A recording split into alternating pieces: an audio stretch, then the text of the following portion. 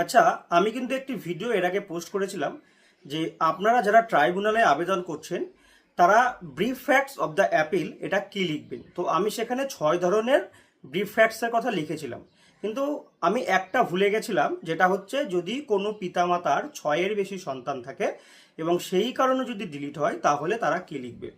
তো এটা আমি একদম আমার মাথা থেকেই পুরো বেরিয়ে গেছিলো। তো প্রচুর কমেন্ট আমি ফেসবুক বা ইউটিউব দুটোতেই পেয়েছি। তো সেই কারণেই আমি এই ভিডিওটা নিয়ে এসেছি, যাতে আপনারা এবার লিখতে পারেন যে যদি কোনো পিতামাতার 6-এর বেশি সন্তান থাকে তাহলে আপনারা ব্রিফ ফ্যাক্টসে কী লিখবেন। দেখুন, আমি যেটা বলছি এটা আপনারা লিখতে পারেন। তো গ্রামাটিক্যাল কিছু মিস্টেক হতে পারে, আমি নিজেই স্বীকার করছি। আমি ইংলিশে অতটা পারদর্শী না, তবুও আমি চেষ্টা করেছি। যদি আপনাদের মনে হয় তাহলে আপনারা এটা লিখতে পারেন। এইটা লিখবেন, I respectfully state that my name was deleted from the first, second, third, fourth, মানে যার যে সাপ্লিমেন্টারি থেকে ডিলিট হয়েছে সে সেটা লিখবেন। List on the ground of having more than 6 children of my parents. I have a family registration certificate which proves that my father has 6 children. এই যে ফ্যামিলি রেজিস্ট্রেশন সার্টিফিকেট, এটা কিন্তু অনেকের কাছেই আছে। আমি এই ফ্যামিলি রেজিস্ট্রেশন সার্টিফিকেট নিয়ে ভিডিও লাস্টে আপনাদেরকে বোঝাচ্ছি যে এটা কী জিনিস। However, I am a permanent resident of the stated address and a legally eligible voter. The deletion of my name has caused me serious hardship and deprived me of my constitutional right to vote. I humbly request the Honorable Tribunal to kindly reconsider my case and restore my name in the electoral roll. I declare that all the information provided by me is true and correct to the best of my knowledge and belief. যেটা আমি ইংলিশে বললাম সেটা যদি বাংলায় বলি, দেখুন তাহলে কি লিখেছি আমি। আমি এটা লিখেছি, আমি বিনীতভাবে জানাই যে আমার নাম প্রথম, দ্বিতীয়, তৃতীয়, চতুর্থ বা পঞ্চম বা ষষ্ঠম, সপ্তম, অষ্টম, নবম যা হবে সম্পূরক তালিকা থেকে আমার পিতামাতার 6টির বেশি সন্তান থাকার অভিযোগে বাদ দেওয়া হয়েছে। আমার কাছে একটি পারিবারিক নিবন্ধন সনদ রয়েছে যা প্রমাণ করে যে আমার পিতার 6জন সন্তান রয়েছে। তবে আমি উল্লিখিত ঠিকানার স্থায়ী বাসিন্দা এবং আইন অনুযায়ী একজন যোগ্য ভোটার। আমার নাম বাদ দেওয়ার ফলে আমি মারাত্মক অসুবিধার সম্মুখীন হয়েছি এবং আমার সাংবিধানিক ভোটাধিকার থেকে বঞ্চিত হয়েছি।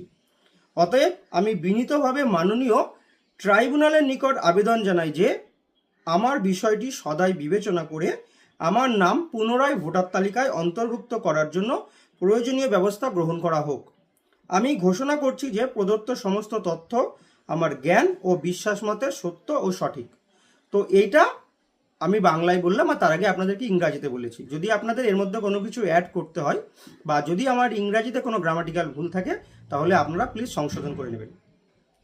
এইবার আসি, আমি যেটা লিখেছি যে সেন্টেন্সটা, যে আমাদের কাছে একটি পারিবারিক নিবন্ধন সনদ রয়েছে, ফ্যামিলি রেজিস্টার সার্টিফিকেট। দেখবেন আপনারা যখন এসআইআর এর এনুমেরেশন ফর্মটি ফিল আপ করেছিলেন তার উল্টো দিকে কিন্তু এই কথাটি লেখা ছিল যে পারিবারিক register certificate, family register certificate আপনাদের আছে কিনা।